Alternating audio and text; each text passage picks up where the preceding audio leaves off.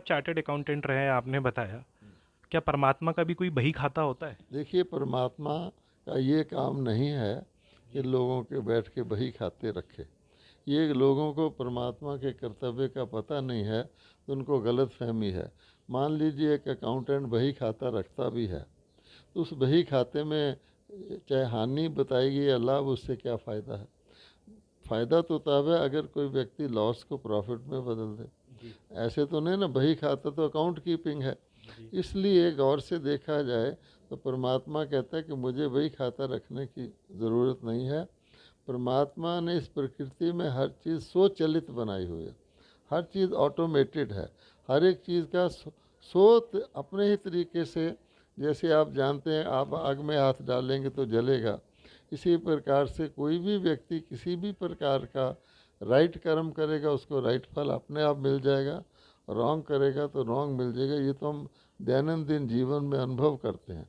इसे परमात्मा को कोई बही खाता रखने की ज़रूरत नहीं है केवल। और परमात्मा किसी व्यक्तियों का पिता, परम पिता नहीं है, वो सारे विश्व का परम पिता है। परमात्मा एक प्रकार से सृष्टि का बीज रूप है, जैसे वृक्ष का बीज होता है। अब बीज का काम क्या होता है? वृक्ष को उत्पन्न कर देना। उसके बाद वृक्ष अपना रुख लेता है। जब वृक्ष सूख जाता है फिर बीज की आवश्यकता पड़ती है नया वृक्ष स्टार्ट करने के लिए।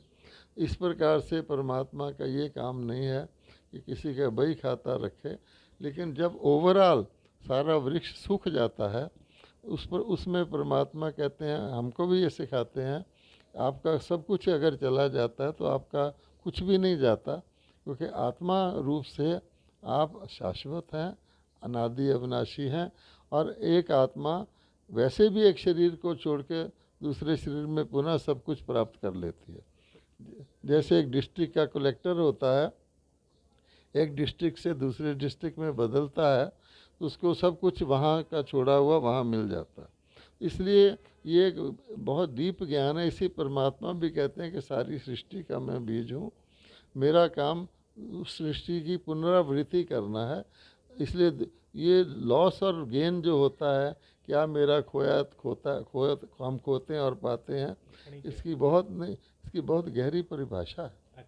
गहरी परिभाषा ये है कि वास्तव में हम कुछ भी नहीं खोते हैं। आप देखेंगे मिर्च का बीज होगा, छोटा सा होगा, धरती में बो देंगे, वो मिर्च का पौधा पैदा करके बहुत सारी मिर्चें पैदा करेगा। मिर्च का बीज सूख जाए, उस बीज से दोबारा मिर्च का पौधा पैदा हो जाता है। हम भी शरीर छोड़ते हैं, हमारी आत्मा के अनुसार हम पुनर्जन्म ले लेते हैं।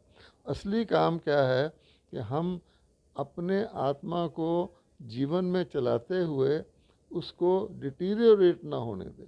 हम आत्मा के जो मूल्य हों, जैसे बीज के अंदर भी आप जानते हैं कि बीज के अंदर मिलावट आ जाए किसी प्रकार की, अब धरती के अंदर किसी प्रकार का कोई ऐसा तत्व हो जो पौधे के अंदर आ जाए तो नुकसान करता है।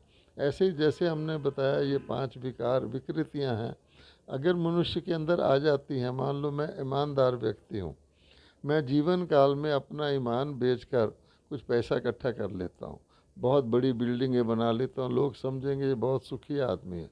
लेकिन जो मैंने अपने ऑनेस्टी को बेच दिया, वो जो उसका जो मुझे नुकसान हुआ, इस जन्म में तो मैं ठीक रहूँगा, लेकिन अगले जन्म में वो उसका मुझे फिर भोगना पड़ेगा। मेरा जन्म बहुत पुअर स्थान पर होगा। जैसे कोई स्टूडेंट 7th क्लास में फर्स्ट डिवीज़न में आ जाए तो 7th क्लास में तो उसका सम्मान रहेगा, लेकिन अगर पढ़ाई कम पड़ेगा तो 8th क्लास में फिर आप जानते हैं उसका क्या होगा। इसकी गहरी स्टडी है और यही हम लोग करते हैं। बहुत ये दिल को खुश करने वाली और मन को अपील करने वाली स्टडी है।